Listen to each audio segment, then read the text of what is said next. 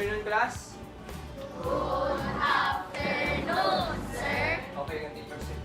Thank you, sir. Okay, so before we start our lesson, allow me to ask you a question.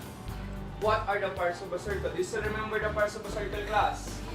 Yes? Okay, so what are the parts of a circle? Yes, they are. Can you give me one? The first one is radius. Yes, correct.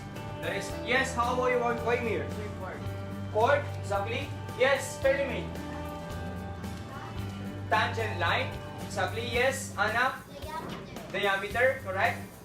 Yes, Ruby. Second. Another part, class, is still how another? Yes, Ruby. Arc, yes, still. How about the angle? Okay, considering the vertex, and the vertex of that is the center. What do you call that? Yes, Anna. Central angle, exactly. Okay, now, to verify whether you still remember our topic before, let's have a short test about the parts of a circle using NETSUPPORT. Is that okay with you, class? Yes, sir. Okay, class, all you have to do, okay, your class,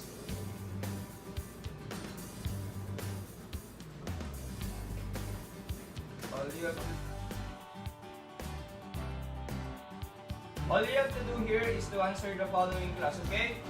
So first thing to do is to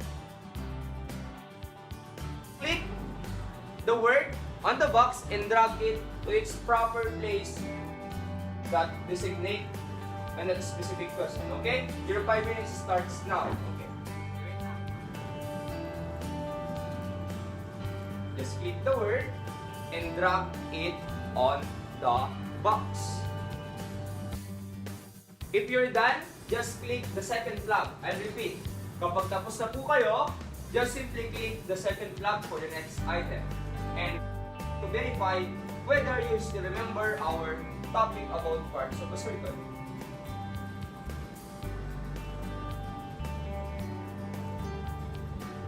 Yes, Mary is already on the second flag. Erica is already done. Yes, how about the others? Okay, GM is already done also. Click the second flag. Yes, tama yan, Lawrence. Okay. Good. Okay, Victor is already done. Dungeon. Okay, Mary is already done. How about Jingy? Click the word Jingy.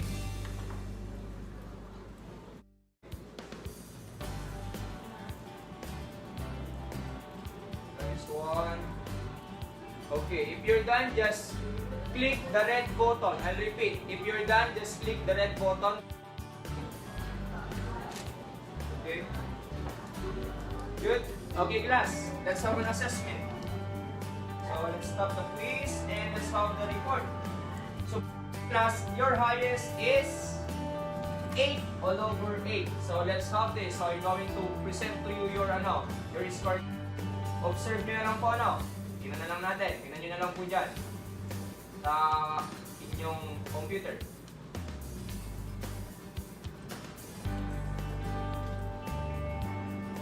Tingnan nyo naman na.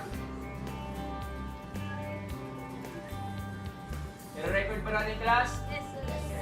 We're going to add your score later to the next activity, okay? Is it okay with you? Yes or no? I-add na lang po natin yan mamaya sa score nyo. Okay lang po? Okay. Okay, class. Kung among i-obtain 8 points. Nasa harapan nyo na po yung summary, okay? Very good. How about 7? 7? None? How about 6? Okay, good. How about 4? None? 4, 3? 3, meron pa si Ruby. How about 2? Okay, Jinky 2. How about 1? Okay, so majority obtain a score of 8, tama? And then medyo marami pa rin po nakakuha ng 6 at medyo mababa pa rin yung unti lang po nakakuha ng 3 below. Okay, now class, let's proceed to our next topic. So exit tayo dito. Iba-block mo na yung screen nyo. I know. You understand it already? Ayan. So let's have this. Okay, so our topic for today is all about properties of central angle and inscribed angle. Now, what do you observe? What is the central angle in the given figure? Anyone? What is the central angle? Mary Joy? No, I mean the central angle, the name. The name of the central angle. Angle, yes, Shirley May. Angle. Very good. Angle RPQ. Now, what is the intercepted arc? If that is the central angle, what is the intercepted arc? Anyone? Intercepted arc. Yes, Ruby. Arc. RQ. Arc, RQ. Take note, class. I want to observe this red mark here on the screen. I want to observe the red mark here. This RQ here is the intercepted arc, correct? This angle RPQ is the central angle. Now, I want you to observe the measurement of the arc and the measurement of the central angle while I'm moving the central angle. I'm going to move this. What do you observe? Any observation, please? Nagbabago po ba yung values nila or equal pa rin po? Equal. Okay, class. Anyone? Who wants to give me the observation? Yes, Anna. Equal pa rin. Even though we're going to move or even though we're going to decrease the measurement of the central angle, the intercepted arc is always equal to the central angle. Tama po ba yun? Yes or no? Yes. Sir, paano kapag po papalaki natin yung central angle? Ano din nangyayari doon sa intercepted arc? Lumalaki rin po, correct? Yes. Sir, paano kapag papalitin natin siya? I want you to observe your screen, class. What do you observe?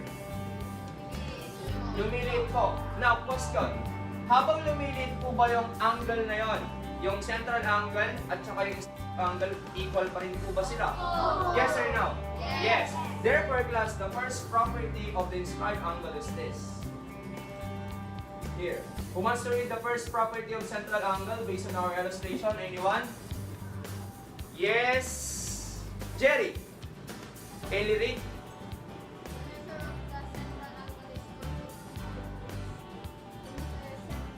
Okay, class. The measure of the central angle is always equal to its intercepted arc. Kaya nga po kanina, habang iminumove natin yung leg ng central angle, yung value ng intercepted arc niya at yung value ng central angle natin ay laging parehas. Is it clear now, class? Yes or no? Yes. How about this? Let's try this one.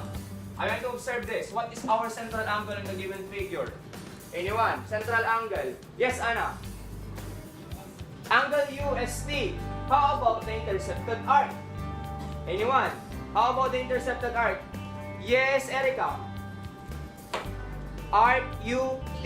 Now, class, question number 1.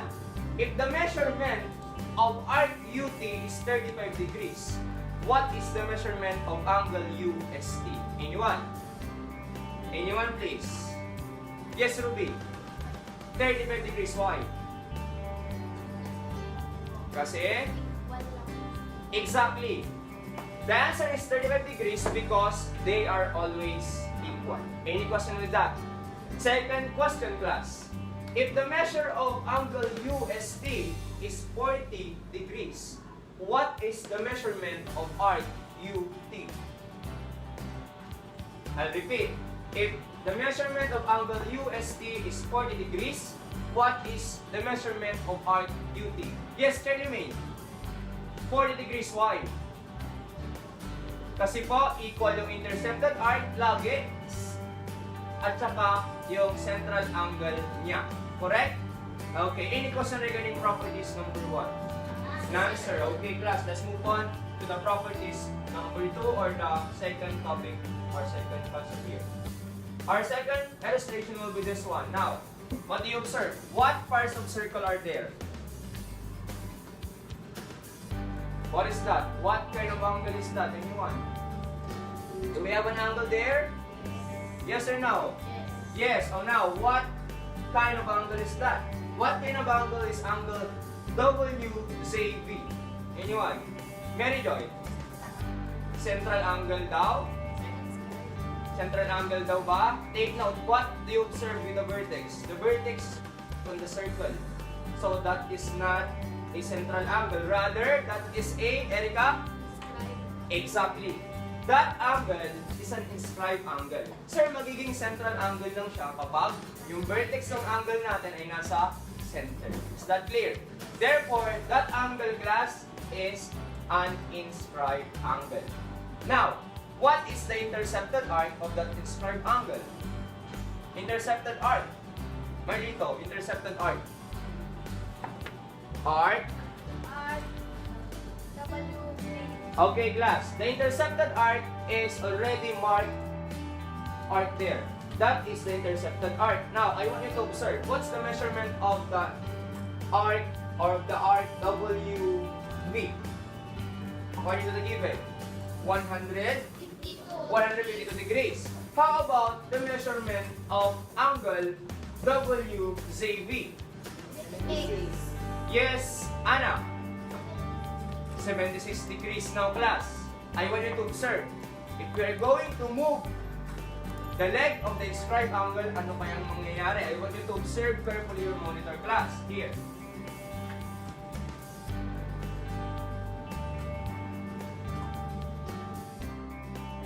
Okay, 110. What happened to our inscribed angle? What happened to our inscribed angle? Okay, decreases also, correct? But I want you to observe the relationship. What do you observe about the relationship of the measure of the inscribed angle and the measure of the intercepted arc? Ano nakapansin nyo? Yes, Victorio. Always kalahati daw. I want you to observe, class. What's the measure of the intercepted arc? 110. How about the inscribed angle? 55. Napansin nyo, class, that the measurement of the intercepted arc is what? Twice the measure of the inscribed angle, or kalahati lagi ng intercepted arc, okay, yung measurement ng inscribed angle. That is the property number 2. So we have this property, class. I want to observe. Okay, here. Who wants to read the second property? Anyone? Okay, the second property states that. Anyone, please? Yes, GM. The second property is, yes? The measure of one inscribed angle, intercepted arc, is half of its intercepted arc. Ibig sabihin pala noon, the observation of Victoria Wellbach is correct. Laging kalahati ng intercepted arc yung measure ng inscribed angle natin. Kaya nga po, when we move the measurement or the inscribed angle, I want you to observe this. Let's move this to 100. Ano kaya mangyayari dun sa inscribed angle natin? 50. Kalahati ng 150, correct? How if we move this into 150 class? Anong measurement na inscribed natin? 75. So as what you observe, the measurement of the inscribed angle is always half of its intercepted arc. Divide mo lang yung intercepted arc niya, nakuha mo na yung inscribed angle mo. Any question with that, class? None? Okay? Kung wala kayong katanungan, ako magtatanong sa inyo. Observe this one. What is the intercepted arc? What is the intercepted arc? Yes, Lawrence. What's the intercepted arc? Arc? RF ba? Arc? Very good. Arc F is the intercepted arc. Now, how about the inscribed angle? Yes, Ruby. Angle FGE, correct? Now, question number 1. If the measurement of arc FE is 40 degrees, who wants to give me the measurement of angle FGE? Any hand, please? Any hand, please? Yes, Francis. What? 15? 50. According to Francis, 50 daw? Is it right, class? Okay, Francis, observe the following. I said, if the measurement of arc FE is 40, correct? What is the measurement of angle FGE? Anong nangyayari? Balikan natin yung kanina class. Observe this carefully, Francis, okay? Ano yung sinabi ko kanina, sir, sa taas? 40. I-move natin yun ng 40, sir. Ayan, 40 na. Ano yung measurement ng intercepted arc? Francis? 20. So, anong ginawa? Dinivide lang yung intercepted arc sa 2. So, the answer for the intercepted arc is 20. Correct? Okay. Next try, Francis. Another try, please. Okay, this is my question. You can do this, don't worry. If the measurement of FE is 50 degrees, what is the measurement of the inscribed angle FGE, Francis? 50. What's the measurement of angle FGE? 25, very good. The answer, Francis, is 25 and that is correct. Yes or no? Yes. Okay, class. So the solution is just simply divide the intercepted arc by 2 to get the measurement of the inscribed angle. Any question with that? Answer. Okay. Question number 2. If the measurement, pabaliktara naman yan. If the measurement of angle FGE, observe your monitor class, FGE is 35 degrees. What is the measurement of arc FE? I'll repeat. If the measurement of angle FGE is 35, 35 yung FGE, that is an inscribed angle, correct? What is the measurement of its intercepted arc, which is arc FE? Arc FE, other hand please. Other hand, yes. Why near? 70. Paano nangyari yun? Times 2. Correct? So, naging times lang daw ni Waymir. So, we have 35 times 2. Therefore, the intercepted arc is equal to 70 degrees. Take note, class. If the given is the intercepted arc, divided by 2 to get the inscribed. But, if the given is the inscribed angle, just simply multiply it by 2 to get the intercepted arc. Any question with the property number 2? Are you sure? Yes. Okay, class, let's move on to property number 3. I want you to observe this. Okay, class, here, this is the illustration. Okay, and observe that thing. Observe that. How many inscribed angle do we have there? How many inscribed angle do we have there? Yes, raise your hand. You want to answer my question? Yes, Jinky, how many inscribed angle? 2. What is the first inscribed angle? Anyone? What is the first inscribed angle? Victorio, yung first inscribed angle, yung una. I'm talking about the name. Name. Angle.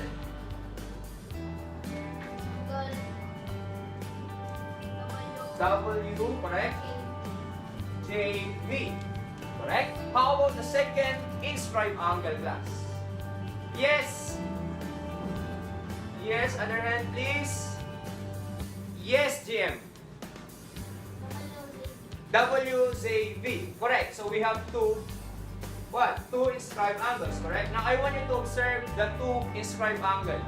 Do they have the same intercepted arc? Parehas po ba sila ng intercepted arc? Yes or no? Yes. If your answer is yes, what is their intercepted arc? Okay, your answer is yes. Now I'm talking about what is their intercepted arc. Yes, Rona. The intercepted arc, the name. Arc what? W. That's an angle. That's an arc ang tinatanong ko sa'yo.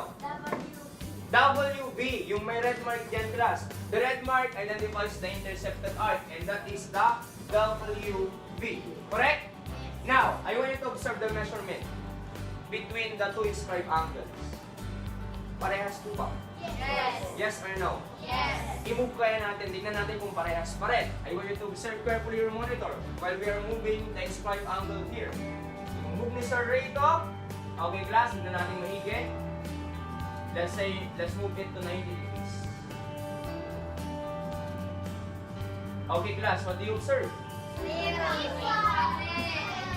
The measurement of the intercepted arc is now 90 degrees. Now, what do you observe between the 2 inscribed angle? Equal pa rin. Tama? Yes. Yes or no? Yes. Now, how if we are going to move this to 100 degrees, what will happen kaya? Tingnan na lang natin. Okay? Observe this and raise your hand if you want to react. If I'm going to move that to 110 degrees, what happened to the two inscribed angle in terms of their measurement? Why here?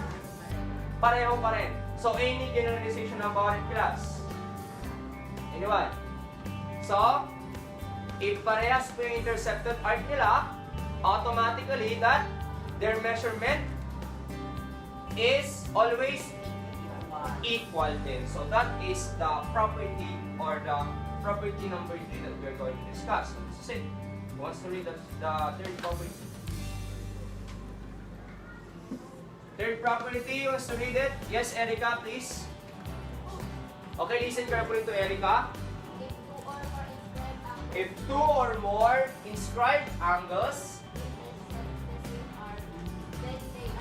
okay class, if two or more inscribed angle intercept the same arc, pareha sila ng intercepted arc daw, then their measurement are always congruent or equal. So take note class, i-move kaya natin ito sir.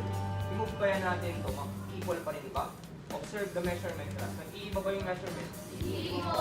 Hindi, kasi they obtain the same intercepted arc. So parehas pa rin sila ng intercepted arc. So kahit papag-balik-balik na din mo ba yan, they will obtain the same measurement. Tama? Eh sir, ano pa po? If we're going to decrease the measurement of the intercepted arc kaya, meron 100 sir. Ayan sir, 100 lang.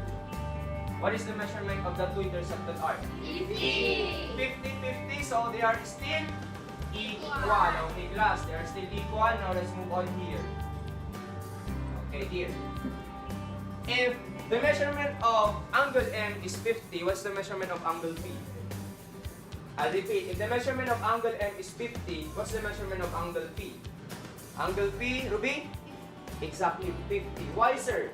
Because angle M and angle P, parehas yung kanilang tawag doon?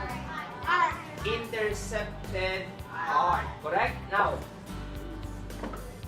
how if the measurement of OL is 70 degrees? What's the measurement of angle P? I'll repeat. If the measurement of OP is 70 degrees, what is the measurement of angle OML? Anyone? I'll repeat class. Observe your monitor. Okay, eyes on your monitor. If the measurement of arc OL is 70 degrees, what is the measurement of angle M or angle OML? What would be the Ruby? 35 degrees. Sir, paano nyo nakuha yun? Divided by 2. The intercepted arc, the value of the intercepted arc divided by 2. Correct? How about the measurement of angle P? Anyone? If the measurement of angle 1 is, sabi nyo nga, if the measurement of angle 1 will be, the measurement of angle 1 is, angle M is 35. How about the measurement of angle P? Mary Joy? 35 degrees. Any question with properties number 2? Ay, number 3, I should say. None? Okay, moving on to properties number 3. Medyo mabilis po tayo. I'll repeat class.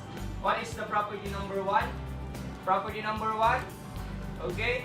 The measurement of the central angle is always equal to the measurement of its intercepted arc. Correct? How about the properties number 2? Properties number 2, class. The measurement of an inscribed angle is always half of its intercepted arc. Tama? Okay. And the third one is already discussed a while back, so let's move on to this. I want you to observe. What angles do we have on the screen? What angles do we have on the screen? What kind of angles, class? Yes, the first is, I heard already the correct answer, Erica. One central angle, and second is, yes, exactly, Marlito. One inscribed angle. At the same time, we have one inscribed angle. Now, I want you to observe, how many intercepted arc do they have? Only one. And what is that? What is that, Victorio? What is their intercepted arc? arc. Intercepted arc. We're talking about the intercepted arc. Arc. AR, exactly. Okay? So basically, on the given figure, we have two angles, one central angle, one inscribed angle. At the same time, we only have one intercepted arc. Now class, I want you to observe their measurement. Gawin ko kayang 130 to. Ay 100 degrees. What happened at the inscribed angle? What do you observe? What's the relationship? Always half, correct? Another class, another illustration. If we're going to move this to, let's say 140 degrees. So, observe. 70. Okay, guys. How about this? What will be the measurement of the inscribed angle? 70 degrees. Take note. Another class. How if we're going to move the central angle into, let's say, 30 degrees? 15. What will be the measurement of the inscribed angle? 15. So, any idea, class, or I mean, any generalization from the figure? The measure of the central angle is always what? Okay, the measurement of the inscribed angle is always half of the central, correct? Lagi minahati yung central. Tama po ba? Okay. So, if you're going to move this thing or this point A towards R, let's say 90, the measurement of the inscribed angle will be 45 because 90 divided by 2 and that is 45 degrees. Any question with properties number 4? None, sir. So let's move on to this one. Therefore, properties number 4. Who wants to read properties number 4? Or the property number 4, please? Property number 4. Yes, Anna.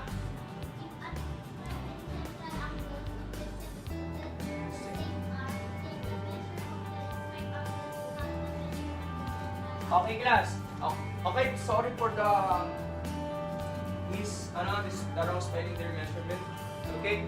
According to the definition or the property number 4, if the inscribed angle and central angle intercepted the same arc, in Tagalog, iisa yung intercepted arc nila.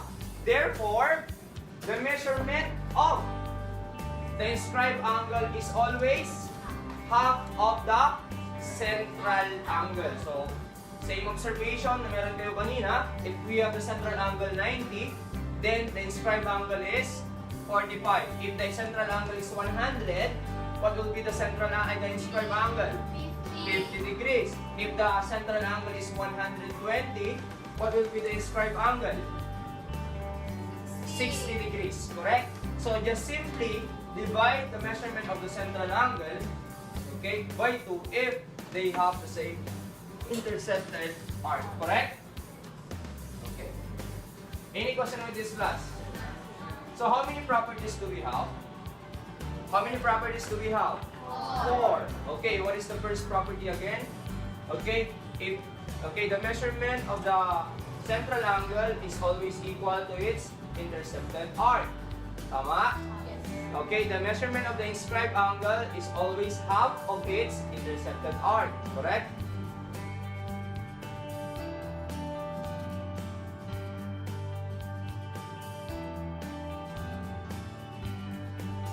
Tama po ba yan? Okay, class. For our generalization, who wants to complete the first statement here? Let's generalize now, class. First property, anyone who wants to complete that? Okay, kindly read it first. Okay, on your own, before you raise your hand. Complete nyo muna siya. I'm giving you enough time. Okay? The measurement of the blank is always equal to its blank arc. The measurement of an blank angle is half of its blank arc. If 2 or more blank angles intercept the same arc, then they are blank. Anyone for the first statement? Okay, why may kindly give me number? Less than 20, syempre. Less than 20 nga. Less than 20. Mas mababa sa 20. Faster. 19. Okay, 19. 1, 2, 3, 4, 5, 6, 7, 8, 9, 10, 11, 12, 13, 14, 15, 16, 17, 18, 19. Ana, please. Give me the complete word for that. The measure of the, very good for the first term, take note. The measure of the central angle is Very good. Okay, so Anna's answer is the measure of the central angle is always equal to its intercepted arc, and that is based on the property number 1. Correct? How about the second property? Anyone please? Yes, JR.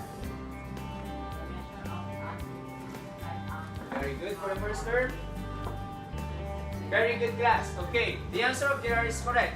The measure of an inscribed angle is half of its intercepted arc, and that is under property number 2.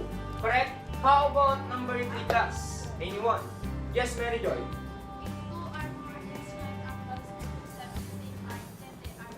Okay, I'm going to Mary Joy. That is correct actually. If 2 or more inscribed angles intersect the same arc, then they are congruent or equal. How about for number 4? Sino kayong makakasagot number 4? Okay. Yes, Ruby. Wanna try? Number 4?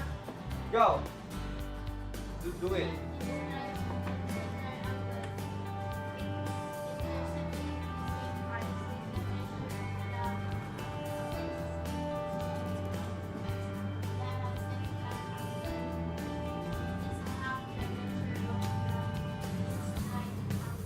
Kalahati. Ano ba mas malaki na yung central or inscribe?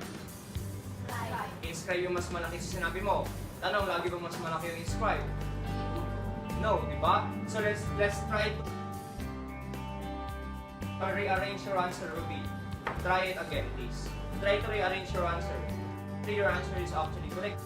But, medyo mali lang kayo ng pinaglagyan ng word. So try mo pa rin. Let's try, please. Yes. If an inscribed angle and central angle, ayun, in the measure of the inscribed angle is half of the measure of the central angle, kasi laging mas malaki yung central angle as compared to the inscribed angle if they intersected the same arc. Correct? So any question regarding the 4 properties of under the inscribed angle and central angle, class? None, are you sure? Yes. Are you sure, class? Okay, class, to verify if you're sure, let's try this short assessment. Is it okay with you? Assessment, muna tayo? Okay, class, yes sir. Okay. So, eyes on your screen, please. For our, all you have to do is to move your mouse. Okay, select the correct answer from the selection and click the correct answer. Tama? But class, yes. But class, take note. First, kindly check first or kindly click first the image before answering the question. Because the image is the basis of the given problem. Maliwanag? Okay, class.